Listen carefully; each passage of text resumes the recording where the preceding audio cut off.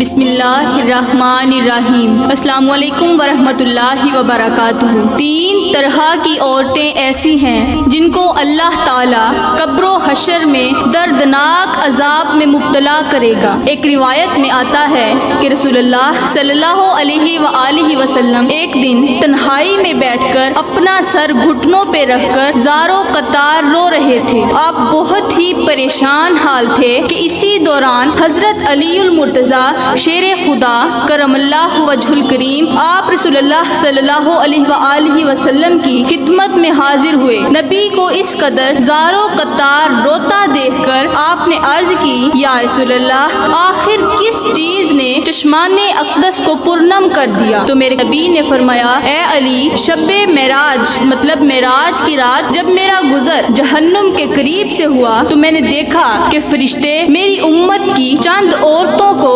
جہنم کے درمیان کھڑا کر کے انہیں دردناک عذاب دے رہے تھے۔ عورتیں جس قدر زیادہ وہ چیختی تھیں، چلاتی تھیں، فرشتے اتنا ہی زیادہ ان پر عذاب مسلط کرتے تھے۔ وہ دردناک سا منظر میری آنکھوں نے دیکھا ہے، تب سے میرے آنسو نہیں رک پا رہے۔ تو حضرت علی نے عرض کی، یا رسول اللہ، مجھے اتنا بتا دیں کہ ان عورتوں کو کس وجہ سے اس قدر دردناک عذاب دیا جا رہا تھا؟ انہوں نے کون سے گناہ کیے تھے؟ وہ عورتیں کون تھیں؟ تو میرے نبی نے ارشاد فرمایا، اے علی، جب میں نے جہنم میں پہلی عورت کو دیکھا تو اسے فرشتوں نے اس کے بالوں کے ذریعے پکڑ کر جہنم میں لٹکا رکھا تھا۔ اس کا دماغ چولہے پر رکھی ہانڈی کی طرح ابل رہا تھا۔ فرشتے اسے مسلسل عذاب دیتے ہی جا رہے تھے۔ وہ عورت چیخ رہی تھی۔ تو میرے نبی نے فرمایا کہ جب میں نے پوچھا کہ آخر اس عورت کو کس گناہ کی وجہ سے یہ عذاب دیا جا رہا ہے تو مجھے بتایا گیا کہ یہ آپ کی امت کی وہ گنہگار عورت ہے جو اپنے بالوں کا پردہ نہیں کیا کرتی تھی۔ اس کے بعد میرے نبی نے ارشاد فرمایا، اے علی، جب میں نے دوسری عورت کو دیکھا تو فرشتے اسے اس کی زبان میں لوہے کی زنجیریں ڈال کر اس کی زبان کے بل جہنم میں لٹکا رہے تھے۔ استغفر اللہ۔ اس کے منہ میں مسلسل ابلتا ہوا جہنم کا گرم پانی ڈالا جا رہا تھا۔ وہ عورت بڑے ہی دردناک عذاب میں مبتلا تھی۔ میرے معلوم کرنے پر فرشتوں نے مجھے بتایا کہ یا رسول اللہ، یہ آپ کی امت کی وہ گنہگار عورت ہے جو اپنی زبان کے ذریعے اپنے شوہر کا دل دکھایا کرتی تھی۔ پھر اس کے بعد میرے نبی نے تیسری عورت کا حال بیان کرتے ہوئے ارشاد فرمایا کہ اے علی، جب میں نے تیسری عورت کو دیکھا تو وہ اپنے ہاتھوں سے اپنے چہرے کا گوشت نوچ نوچ کر کھا رہی تھی۔ معاذ اللہ۔ جب میں نے دریافت کیا کہ آخر اس عورت نے ایسا کون سا گناہ کر دیا تو مجھے بتایا گیا کہ یا رسول اللہ، یہ آپ کی امت کی وہ گنہگار عورت ہے جو غیر محرم مردوں کے سامنے اپنے چہرے کا خوب بناؤ سنگھار کر کے ان کی توجہ حاصل کیا کرتی تھی، انہیں اپنی طرف مائل کرنے کی بھرپور کوشش کیا کرتی تھی۔ ایک اللہ والے نے خواب میں دیکھا کہ کسی کہنے والے نے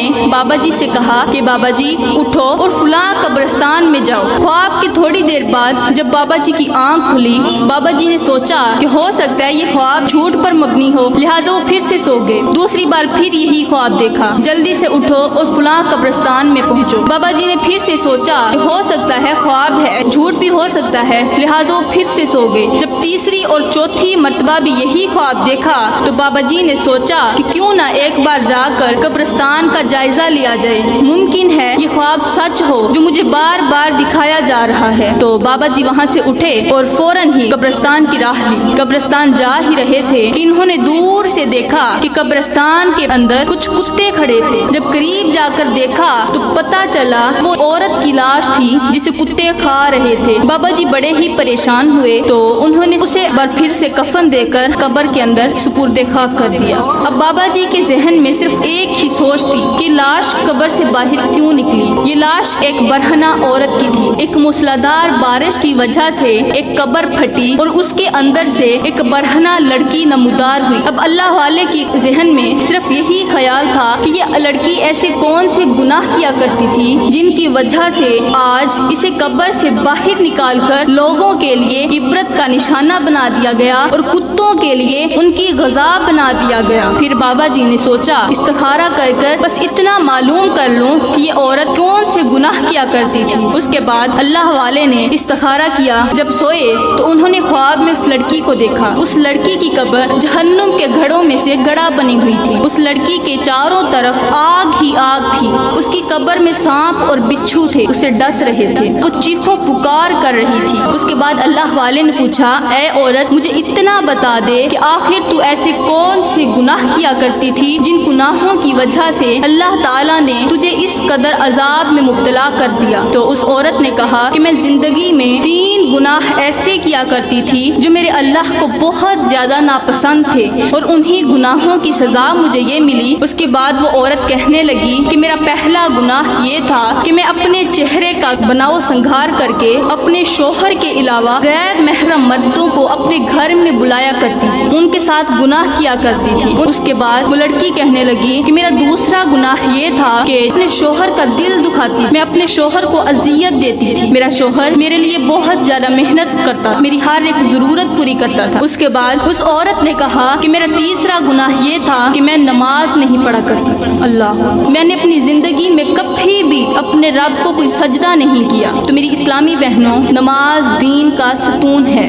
جس نے نماز کو قائم کیا اس نے دین کو قائم کیا، اور جس نے اسے گرا دیا اس نے دین کو گرا دیا۔ اور میرے نبی کا فرمان ہے، نماز میری آنکھوں کی ٹھنڈک ہے۔ میں دعا کرتی ہوں کہ اللہ تعالی ہمیں ان 3 گناہوں سے پکی سچی توبہ کرنے کی توفیق عطا فرمائے۔ اللہ تعالی ہمیں نیکی کے کام کرنے کی توفیق عطا فرمائے۔ آمین ثم آمین، وما علینا الا البلاغ المبین۔